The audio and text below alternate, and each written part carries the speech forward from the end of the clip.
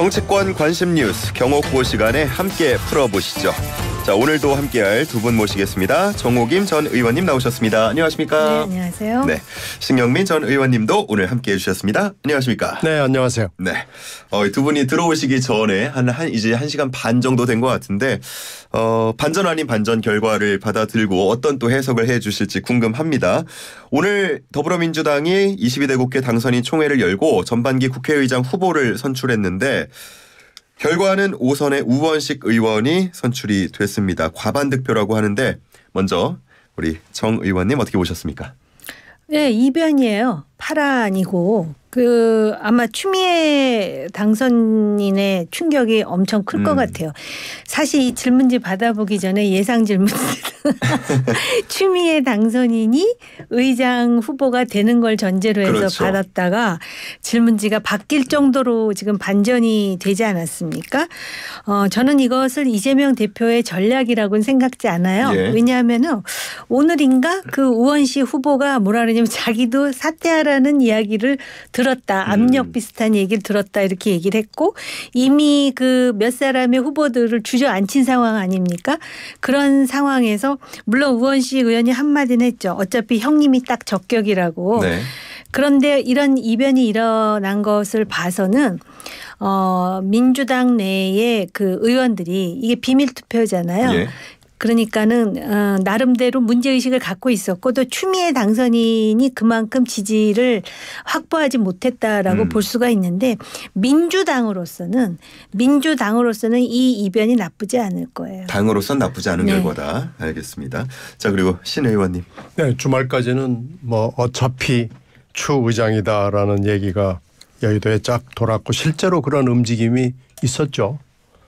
조정식, 정성호 두 분이 물러났고 물러나면서 또 뭐 하는 얘기가 추로 미는 얘기를 한 거 아니에요. 선수가 중요하다느니 뭐 어쩌느니 뭐 이런 얘기들을 했기 때문에 확실하게 추 의장 후보한테 힘을 실어준 건 맞죠.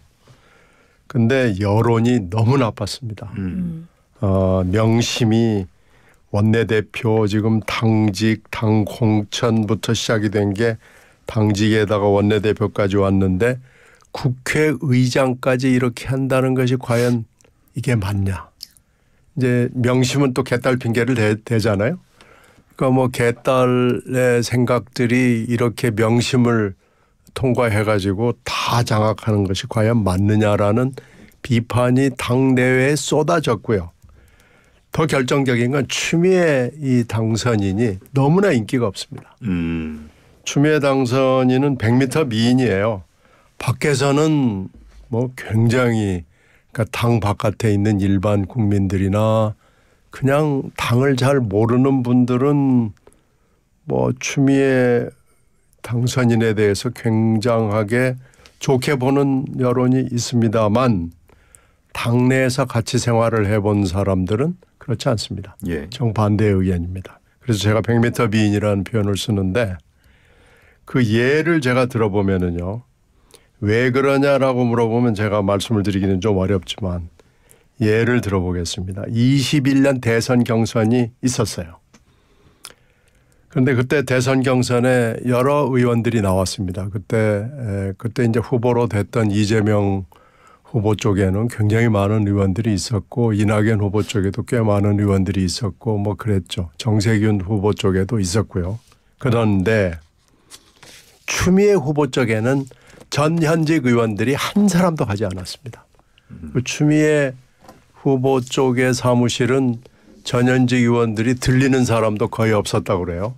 그러니까 추미애 의원이 직전 대표잖아요. 민주당의 대표였음에도 불구하고 한 사람도 가지도 않고 아예 캠프에 이름을 올리지도 않고 했다는 것은 추미애 후보가 그 사이에 어떻게 그렇게 다선임에도 불구하고 이번에 6선이니까 5선을 한 거죠. 예. 4, 5, 20년 동안 국회의원을 했고 당 생활은 그보다 더 훨씬 길게 했는데도 불구하고 한 사람도 전현직 의원들이 가지 않았다는 것은 추미애 의원이 어떻게 의원 생활을 했고 당 생활을 했는가를 보여주는 겁니다. 의원은요. 국회 그러니까 멀티롤이 필요한데 국회에서 어떻게 상임위 본회의에서 어떻게 하느냐라는 게 중요하고 당에서 어떻게 하느냐가 중요하고 지역이 중요하죠. 그리고 사무실 한 10여 명의 사무실 정치를 어떻게 하느냐 언론을 어떻게 하느냐라는 이 멀티롤을 잘해야 됩니다. 예. 그런데 추미애 의원에 대해서는 국회 당 지역 사무실 언론에서 높이 평가하는 쪽이 별로 없다는 얘기입니다. 그래서 이번에 아마 명심이 추미애 당선인을 찍어라라고 해도 여기에 저 초선들은 좀 뭐 잘 모르겠습니다만은 재선 이상들은 거기에 저항을 했을 거예요. 그래서 예. 명심이 뭐라고 하든지 간에 나는 이렇게 찍어야 되겠다고 생각하는 분들도 좀 있었을 것이고요. 예. 그리고 명심도 이 빗발치는 이 여론, 언론들의 또 질타 이런 거에 대해서도 아마 명심도 여기서 버티지 못했을 거예요. 예. 그래서 실제로 뭐 주말 지나고 나면서부터 우원식 의원이 나도 명심 있다라고 얘기를 하고 다닌 거 아니겠어요? 예. 그러면서 나는 뭐 박찬대 의원 만났냐라고 했더니 나는 뭐 그러면서 말을 흐렸어요. 본 것 같아요. 본 것 같은데 하여튼 우원식 의원은 이것은 얘기를 안 하고 나는 끝까지 완주를 하겠다라고 얘기하는 것이 바로 이 부분이죠. 예. 우상호 의원도 권력 서열 2위 국회의장을 당대표가 정하는 건 잘못이다 이렇게 얘기를 비판을 하기도 했고 또 민주 원로죠. 유인태 정치인도 한 사람을 황제로 모신다. 지금 당의 상황이 이해가 안 간다 이런 발언을 했는데 그렇다면 명심은 추미애 당선인에게 있었고 그 반대표가 나온 것이다라고 지금 거의 대부분이 보고 있는 것 같은데 아예 정말 우원식 후보 의원 말대로 명심이 우에게 있었을 가능성은 없는 겁니까? 그러니까 이것을 지금 이재명 대표로서는 그 속어를 누가 알겠어요. 근데 이재명 대표로서는 사실은 이건 내가 다 벌인 일이야 하면서 사석에서 비공개적으로 얘기하고 다녀야죠. 그렇지 않으면 쪽팔려서 어떻게 해요. 다 자기 마음대로 했는데 더군다나 박찬대 원내대표가 그 정성호 의원이라든지 조정식 의원을 그 소위 뭐라 그래야 되나 주저앉혔다고 해야 되나 교통정리라는 표현을 많이 써더라고요. 교통정리를 하는 과정에서 너무 친명일색으로 나가면 안 된다. 그런데다 또 추미애 우원식 후보가 서로 친명 경쟁을 하지 않았습니까? 그런데 어쨌든 결과는 어의추가 아니라 어우동이에요. 완전히. 그러니까 어차피 의장은 추미애인데 어차피 우원식이 동력을 받은 거예요. 예. 지금. 그래서 이런 상황에서 사실 그 이재명 대표로서는 뭐라 그럴까 본인만 알겠죠. 그런데 아까도 말씀드렸듯이 이것에 대해서 그러면은 여론은 어떻게 볼 것인가. 민주당이 나름대로 의원들이 독자적 의사결정을 했다라고 생각하는 건 민주당으로서 나쁘지 않죠. 예. 그런데다가 지금 그 유인태 전 사무총장뿐만 아니라 우상호 의원까지도 쓴소리를 하잖아요. 사실은 당이 살아남으려면 그렇게 쓴소리를 하는 사람들이 있고 어쨌든 당내에 진입한 사람들이 원내 진입한 사람들이 그 쓴소리를 귀담아 들었다라는 방증처럼 돼버렸잖아요. 결과는. 그래서 민주당으로서 나쁘지 않고 또 뭐 모르겠습니다. 우원식 의원 스스로도 친명이라고 얘기했잖아요. 누가 됐든 친명이에요 사실은. 근데 왜 그 추미애로 이렇게 정리를 하려고 하는 걸까 참 이상했는데 결과적으로 민주당은 지금 우원식 의장 체제로 가는 것으로 정리됨으로써 그 민주당의 당이 말입니다. 국민으로부터 관심을 받으려면 이렇게 반전 이변, 역동성, 파란 이런 게 좀 있어야 되거든요. 예. 그래서 정말 이게 소 뒷걸음치다 쥐밟은 것인지 아니면 처음부터 이런 플랜에 따라 움직인 건지 궁금해요. 예. 만약에 이게 이재명 대표의 리더십에도 영향이 있다면 뭐 연임이나 이런 부분에 대해서도 영향을 끼칠 가능성이 있겠습니까? 영향이 있죠. 이렇게 이번에 만약에 국회의장직까지 명심으로 추미애 당선인이 됐다 그러면은 아마 엄청난 비판에 직면을 했을 거예요. 당내 지금 현재 이번 제가 선거가 윤 대통령에 대한 증오 선거라고 얘기를 했듯이 그러니까 당내 공천을 뭐 어떻게 하든지 간에 이 유권자들 생각에 일단은 윤석열 대통령부터 좀 혼 좀 내고 뭐 이런 분위기였단 말이에요. 그래서 당내 공천을 어떻게 했든지 간에 유권자들이 말하자면 이건 좀 이따 보자라는 거였어요. 근데 지금 당직도 뭐 그건 당직 내부 당직이니까 오케이 그것도 뭐 좋은데 원내대표는 사실 당직과 국회직의 중간에 있는 그리고 두 가지가 다 있는 굉장히 중요한 결정인데 이걸 박찬대 원내대표로 그냥 찍었단 말이에요. 근데 이제 국회직까지 이렇게 간다고 그러면은 이건 좀 얘기가 다르죠. 이건 국가서열 2위이기 때문에 얘기가 다른데 이건 이렇게 만약에 그게 명심이 작동을 했건 아니면은 의원들의 반란이건 간에 이렇게 됐다 그러면은 이제 8월에 있을 전당대회에서 연임 내지는 뭐 추대든 뭐 아주 형식적 경선을 하든지 간에 어찌됐든지 간에 약간의 부담은 좀 덜 수 있다는 굉장히 좋은 카드로 아마 해석이 될 겁니다. 예. 어쨌든 이렇게 우원식 의원으로 선출이 됐으면 대통령실이나 여당에서는 어떤 반응을 내놓겠습니까? 사실은 국민의힘이나 대통령실에서는 추미애 당선자가 국회의장으로 올라가야 할 말이 굉장히 많거든요. 예. 그러니까는 왜 소위 250보 소백보라 그러나 못 묻은 개가 못 묻은 게 나무랜다 하면서 반격할 일들도 꽤 있었을 텐데 이제 전혀 그 대비하지 않은 우원식이라는 변수가 등장을 하지 않았습니까? 예. 이것의 위험성은 뭐냐면은 이 의장이 결국은 그 민주당의 입장에 따라서 회의를 진행함에도 불구하고 추미애 후보 같은 경우는 완전히 중립성이 왜 필요하냐라고 아예 천명한 상황이잖아요.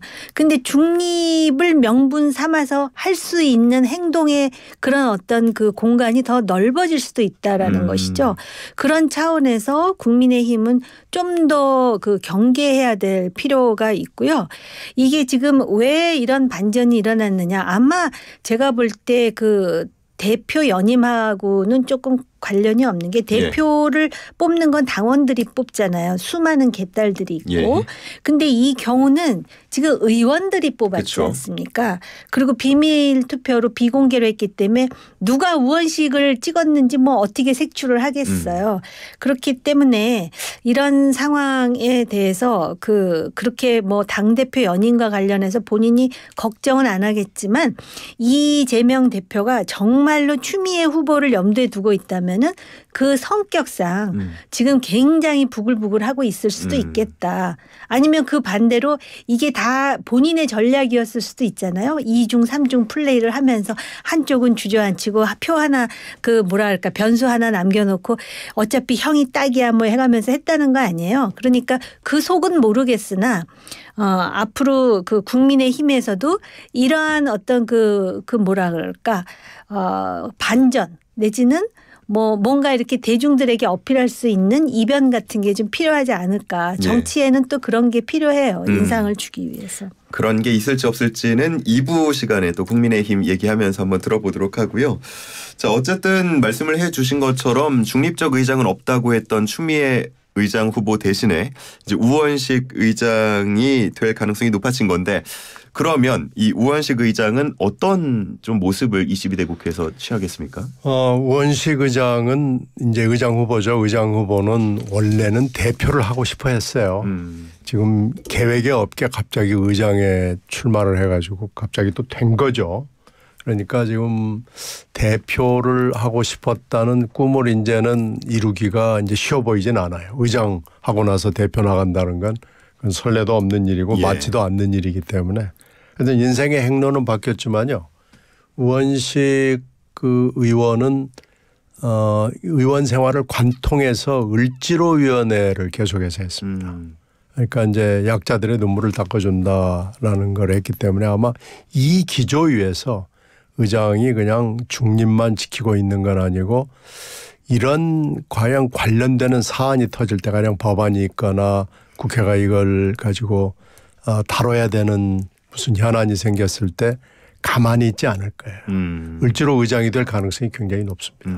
그렇게 되면은 여야를 다 추동을 해서 국민들의 특히 어려운 국민들에게 해줘야 되는 일을 국회가 할 수 있는 건 해야 되는 거 아니냐라고 계속 추근될 거예요. 그러면서 아마 계속 아마 압박을 넣고 이러면서 예. 상당히 적극적인 의장이 될 가능성이 높습니다. 알겠습니다. 자, 이렇게 해서 오늘 오전에 전해졌던 국회의장 후보 선출과 관련된 얘기 나눠봤고요. 1부 여기서 마무리하고 저희 잠시 후에 2부로 돌아오겠습니다.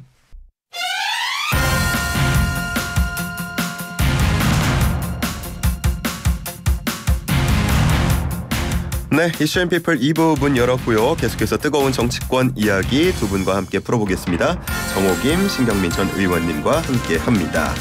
자, 이번에는 국민의힘 쪽으로 가봐야 할 텐데요. 국민의힘의 소장파 모임 천목회가 밤샘 토론을 벌였다고 하고요. 어제 이제 입장을 발표했습니다. 특정인에게 책임을 물어서는 안 된다. 총선 패배와 관련해서 이와 같은 입장을 내놨는데 한동훈 전 비대위원장에게 너무 비판을 다 몰아서는 안 된다. 이렇게 해석을 해보면 되겠습니까? 네. 그리고 현실적으로 그 총선에 대패한 책임에 대해서는 뭐 전 국민이 알고 있는 상황에서 한 사람한테 책임을 전가한다 그래서 그게 설득력이 있겠습니까? 그런데다가 저는 천목회에 대해서 긍정적으로 보는 것이 이 한동훈 비대위원장 얘기만 한 게 아니에요. 왜 국민의힘이 패배할 수밖에 없었는지에 대한 통렬한 반성의 어떤 그런 토론이었다라고 보여져요. 예. 그래서 뭐 내용을 보면은 다 발표된 건 아니지만 그 다양한 이야기들이 나오지 않았습니까? 그 중에 일부가 이제 소위 책임에 대해서 한 사람한테 책임을 묻는 것에 문제를 제기했다라고 봐야 되고요.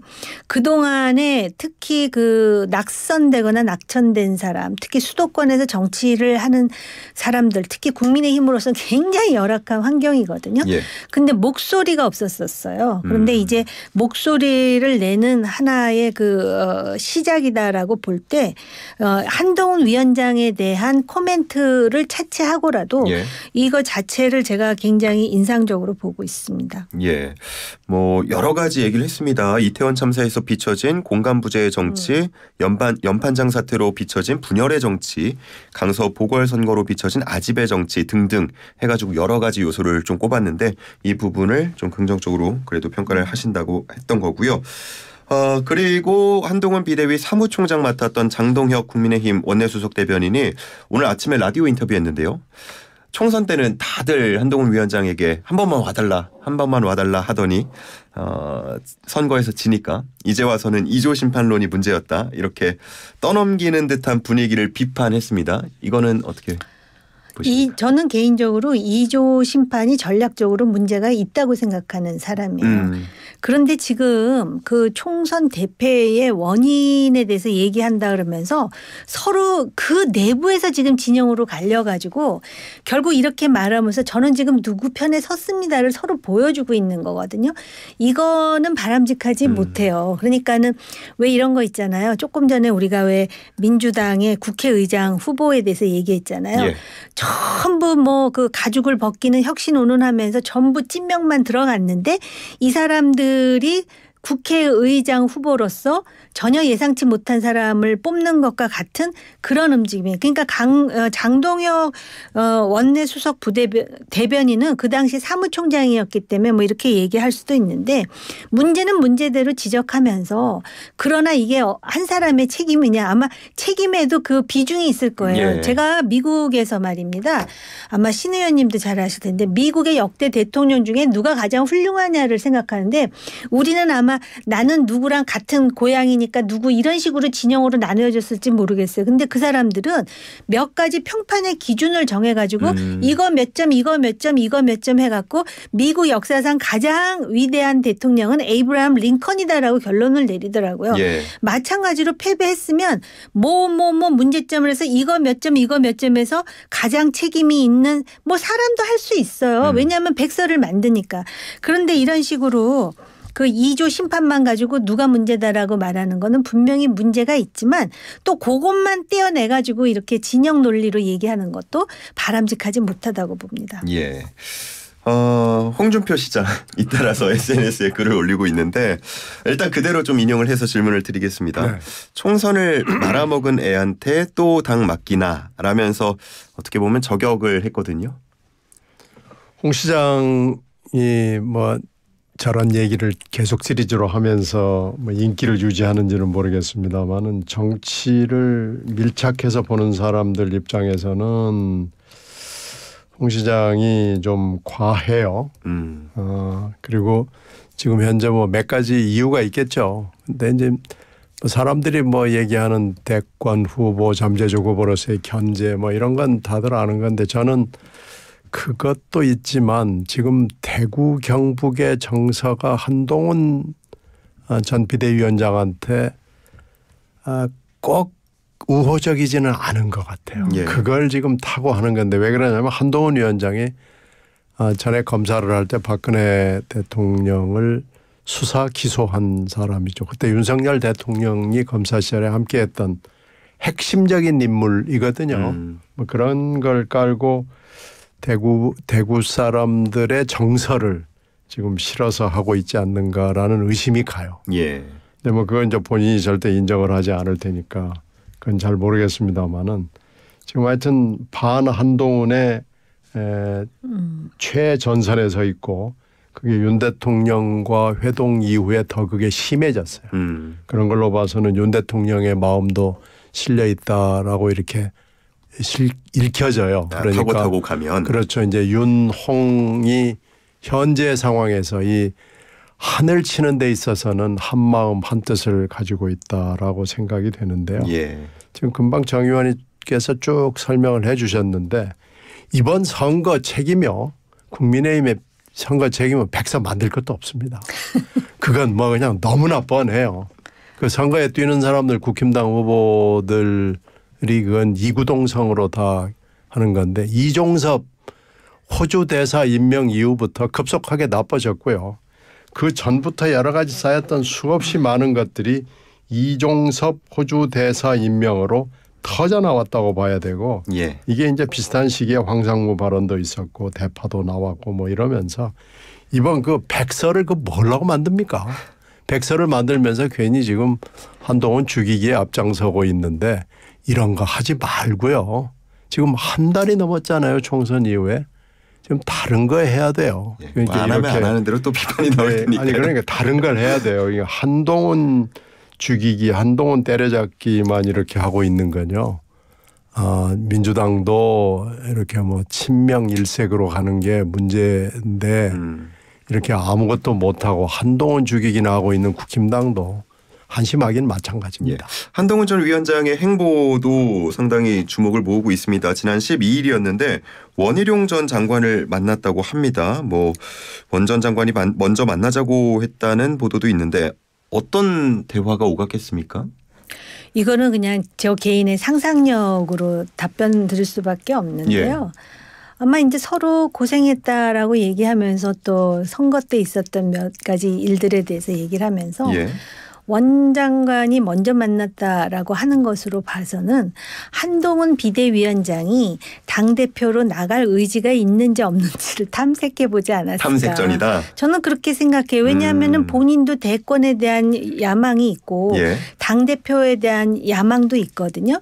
그렇기 때문에 위원장 당신이 나가면 내가 적극 밀어주겠어 이랬을 것 같지는 않고요. 또 역으로 한동훈 위원장이 나 대신 당대표 나가주세요 그랬을 것 같지도 않아요. 예. 그랬다면 너무나 그 1단계적인 정치 아니겠습니까? 예. 이상민 의원 같은 경우는 결국 두 사람이 만난 건 대통령과의 관계 회복을 위해서다라고 해석을 했는데 이거는 좀 그러면 다른 의견. 지금 이것도 또 상상력에 의존할 수밖에 없는데요. 예. 그렇다는 거는 원희룡 전 장관이 대통령과 굉장히 긴밀한 관계 속에서 뭔가 조율이 이루어지고 있다라는 전제인데요. 지난번에 그 뭐 맞는지 틀리는지 모르지만 그 비선이라고 나온 두 교수들의 얘기를 들어보면은 뭐 사실인지 아닌지는 모르겠으나 언론 보도 그대로 보면은 이재명 대표가 불편해하는 인사를 뭐 기용하지 않겠다. 그러면서 뭐 심지어는 이 대표가 원희룡 장관에 대해서 또 직설적으로 얘기했다 이런 말이 나오는 상황이거든요. 예. 그런데다가 요번에 그 대통령실에 보면은 낙선한 사람 많이 기용하는데 뭐 원희룡 장관이 비서실장을 원했느니 마느니 그런 얘기까지 나오는데 어찌됐든 안 들어갔잖아요. 그렇게 봐서는 그리고 이상민 의원이 민주당에서 오신 분이 뭐 그렇게 속속들이 잘 알겠어요. 피차마차지. 알겠습니다. 반면 오세훈 시장은 역시나 뭐 프레임 전쟁에서 졌다면서 총선 패배의 원인을 한동훈 전 위원장 쪽으로 좀 신낸 듯한 발언을 했고요. 어떻습니까? 저 국민의힘 전당대회에 한동훈 전 위원장만한 카드가 안 보인다라는 시각도 있던데요. 그래서 여의도 쪽에서 하는 얘기를 들으면 한동훈 위원장이 이제 이게 3차 윤환 갈등 아니에요? 1, 2차 윤환 갈등에서는 한동훈 위원장이 꼬리를 내렸거든요. 근데 이 3차 윤환 갈등에서 한동훈 위원장이 윤심을 뛰어넘고 극복을 해서 나올 수 있을까? 이게 이제 관건이죠. 지금 물어봐서는 나오고 싶은 생각을 갖고 있는데요.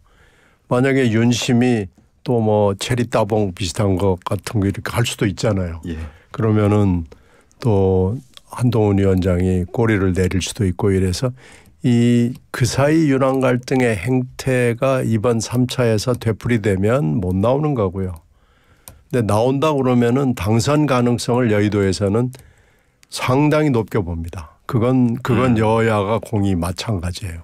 만약에 윤환 갈등을 뛰어넘어서 나오기로 결단을 내린다면 그건 될 거다. 그런데 조건은 하나 있어요.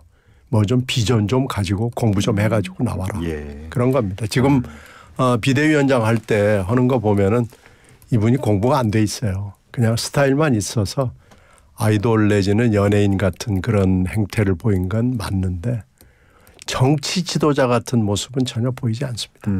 비전을 더 제시해야 된다. 알겠습니다. 앞서서 그 반전 말씀해 주셨잖아요. 어쨌든 뭐 전대도 흥행이 또 네. 관건인데 지금 총선백서 특위회의에서는 한 서울 출마자가 대국민적 밉상 이미지를 걷어내야 한다 이런 얘기도 했다 그래요. 그럼 밉상에서 이제 좀 호감으로 바꾸는 게 반전이 될 텐데 그런 카드가 뭐가 있겠습니까? 누가 있겠습니까? 뭐가 있겠습니까? 우선 그 국민의힘과 대통령이 지금 등치되고 있는 상황 아닐까요? 그런 상황에서 대통령도 국정 회복의 어떤 탄력을 받고 국민의힘도 여당으로서의 어떤 동력을 되살리기 위해서는 그냥 뭉뚱그려서 밉상 이미지라 그랬는데 그게 어디 한두 가지겠어요. 지금 현재. 왜냐하면 표로 드러나지 않았습니까? 근데 흥미로운 거는 막상 여론조사를 하잖아요. 그러면은 대통령 지지도는 20% 중반에서 지금 지난주까지 이렇게 밑도는 것도 있고 또 이번 주 초에 보면은 이제 30%대인가 정확하지 않아요. 그런데 국민의힘 같은 경우는 어떤 거는 민주당보다 높은 것도 있거든요. 그렇기 때문에 실제적으로 구체적으로 그럼 뭘 극복해야 되는가. 아마 그 극복의 동인으로서 한동훈 카드가 제일 편리하다라고 생각을 하는 것 같아요. 왜냐하면은 지금 보수 지지자 중에 그냥 지지자가 아니라 팬들을 확보하고 있다라는 거거든요. 그러다 보니까 이제 그 절박한 상황에서 얘기를 하는 건데 제가 볼 때는 이제 그 가장 중요한 변수는 대통령 아니겠어요? 대통령이 좀 변하고자 하는 모습을 좀 더 이렇게 그 큰 폭으로 보여주신다면 그 이미지를 극복하는데 상당히 도움이 될 것 같다라는 생각이 들고 그다음에 국민의힘에서는 그러기 위해서는 당장 그 전대 룰부터 바꿀 가능성이 높다라는 이미지부터 일단 각인시켜야 되지 않을까요? 지금 많은 사람들이 안 바꿀 거라고 보거든요. 예. 안 바꿀 거라고 보는 사람이 많은데 갑자기 확 바꿔버리면 그게 반전 아니겠습니까? 알겠습니다. 엠브레인 퍼블릭 케이스턴 리서치, 코리아 리서치, 한국 리서치가 13일부터 4흘 동안 1,001명을 대상으로 진행했던 MBS 조사 말씀을 해주신 거고요. 자세한 내용 중앙선거 여론조사 심의위원회 홈페이지에 참조하시면 되겠습니다. 자, 그러면 이제 마지막 주제로 넘어가 보겠습니다. 그런 반전이 좀 있어야 할 텐데 이게 좀 상황을 어떻게 몰고 가는지 모르겠습니다. 지난 13일에 검사장급 고위급 검사 인사가 있었는데 39명이고요. 이게 뭐 시기나 규모나 뭐 파장이 꽤 있는 것 같습니다. 신혜 의원님. 이런 인사를 하고서도 김건희 여사 뭐 수사를 잘하겠다 이렇게 얘기하는 것은 좀 이율배반적이에요. 지금 수사하던 사람들을 다 날려보냈는데 예. 이게 지금 어떻게 보면은 추미애 법무장관 때 인사 그리고 윤석열 검찰총장 때 인사 뭐 이런 것들을 상기시키고요. 이런 류의 검사 그러니까 법무장관하고 검찰총장이 대립각을 세우면서 하는 인사가 역대 상당히 많이 있었는데요. 이럴 때마다 뭔가 하여튼 급격한 정치적 사건하고 연동이 됩니다. 더군다나 서울중앙지검장을 부산고검장으로 발령을 내야 하는 이런 인사라면은 이건 검찰 조직을 뒤집어 놓는 거거든요. 보통 이런 때가 되면 그 이프로스 같은 사이트에 뭐가 한두 명의 글이 올라오는데 지금은 그것도 없어요. 이제는 지금 왜 그러냐면 대통령 임기가 3년을 남겨놓고 있기 때문에 지금 뭐라고 잭소리 냈다가는 이건 뼈도 못 추린다라는 생각들을 검사들이 다 하는 거죠. 그러니까 이런 인사 뭐 법무장관이 총장하고 뭐 협의를 했네 안 했네 하는 이런 논란이 되는 인사는 빤하거든요. 법무장관이 하는 거고 그리고 이건 뭐 대통령은 모르는 사내 하는 것도 전부 거짓말입니다. 이거 뭐 이런 정도의 인사를 대통령이 그래 장관 당신이 알아서 다 하세요 하는 인사는 없습니다.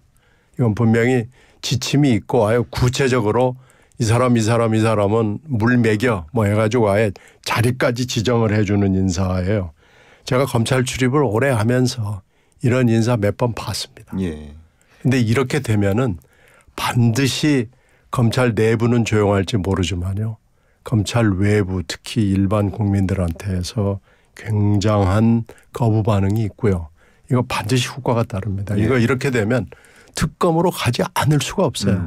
특검을 해야 되는 명분을 대통령과 법무장관 본인이 명분을 아예 충분히 지금 쌓아놨기 때문에 이건 특검으로 가라는 초대장이나 마찬가지입니다. 예. 김건희 여사의 소환 여부도 덩달아서 주목을 받고 있는데 이창수 서울중앙지검장 오늘 출근길에서 수사는 원칙대로 한다. 친윤 검사라는 데는 동의할 수 없다. 이런 얘기를 하기도 했습니다. 앞으로 전망 어떻게 할 수 있을까요? 이 중앙지검장은 상황을 볼 것 같은데요. 지금 말씀하셨듯이 임기가 3년이 남았다는 거는 반 이상이 남아 있기 때문에 사실은 대통령실로서는 향후 1년 동안에 어떤 식으로든 회복을 해야 돼요. 그러니까 지지라든지 신뢰를. 그리고 검찰로서는 지금 뭔가 이렇게 대통령실 권력의 입장에 반하는 어떤 행보를 취하기는 쉽지 않으니까 검찰총장도 그냥 단 7초간의 침묵으로 저항한 게 아닌가 이런 생각이 들거든요. 예. 그렇기 때문에 그리고 지금 이렇게 되면은 아까 신 의원님 그 말씀하시던데 오히려 민주당으로 하여금 여사 특검을 정당화하는 빌미가 될 수 있다 이렇게 얘기를 하시잖아요. 그렇기 때문에 그런 상황에서 그리고 또 검찰의 입장에서는 지금 이걸 빌미로 해서 검찰 조직에 문제가 생기는 거에 대해서는 조직위회가 작동을 하거든요. 그러니까 예를 든다면은 지금 검찰 개혁을 계속 이제 소리 내어서 강조하고 있잖아요. 조국 혁신당도 그렇고 민주당도 그렇고 그래서 뭐 검찰로 하여금 수사는 못하게 하고 기소만 하게 하는 그런 어떤 작은 조직으로 축소시키겠다라고 엄포를 넣는 상황이거든요. 그런 상황에서 이 수사의 빌미를 더 이상 줘서는 안 된다라는 문제의식은 갖고 있을 거란 말이죠. 예. 그러니까 그 상황에 따라 움직일 거라고 보고요. 그런데 제가 이제 조금 정무적인 말씀을 드리자면은 예. 어쨌든 검찰도 그렇고 또 의사 집단도 그렇고 해병대도 그렇고 뭐 그 개개인의 정치 성향을 일반화시킬 수는 지만 대체로 대한민국의 보수 가치에 대해서 공감하는 조직이나 단체들이거든요. 근데 이게 자칫하면 이제 검찰까지도 이반될 가능성을 열었다라는 점에서 굉장히 조심스러운 시점이다라고 봐요. 알겠습니다. 마지막 질문은 두 분께 공히 이 질문으로 드리겠습니다. 김건희 여사가 어제 법요식은 참석을 검토하다가 불참했고 오늘 캄보디아 총리 오찬 자리에 참석한다고 합니다. 아직 사진은 따로 나오진 않은 것 같은데 153일 만에 공식 행사이거든요.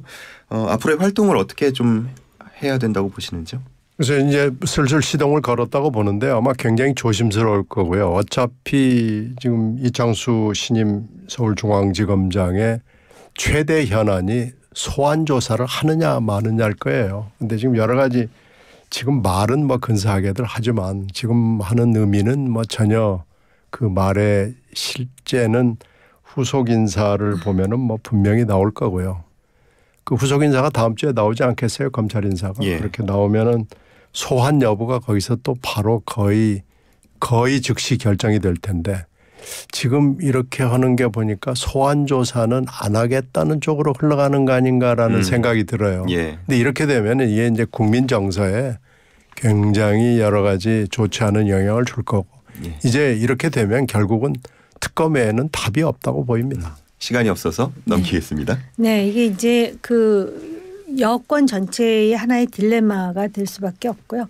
아마 또 그 부득이 오늘 그 공식 그 행사에 참석하는 이유는 또 너무 150일 이상을 그 공개 석상에 얼굴을 보이지 않으면 또 그거에 따른 가짜 뉴스가 횡행한다 그러더라고요. 그러다 보니까는 그 가짜 뉴스를 불식시킨다는 차원에서 부득이하게 지금 공개 석상에 등장하는 것이 아닌가라는 생각이 들고요. 이 수사와 관련해서는 우리나라의 이 정치에 있어서 이 정서라는 게 굉장히 중요하더라고요. 국민정서법이라는 용어까지 나오지 않습니까? 예. 그 부분을 좀 치밀하게 고민해야 되겠다라는 생각이 들어요. 알겠습니다. 꽉 채워서 말씀해 주셨습니다. 자, 오늘 두 분 여기서 인사를 드리고요. 저도 같이 좀 물러나야겠습니다. 정옥임 전 의원, 신경민 전 의원과 함께했습니다. 두 분 고맙습니다. 네, 고맙습니다.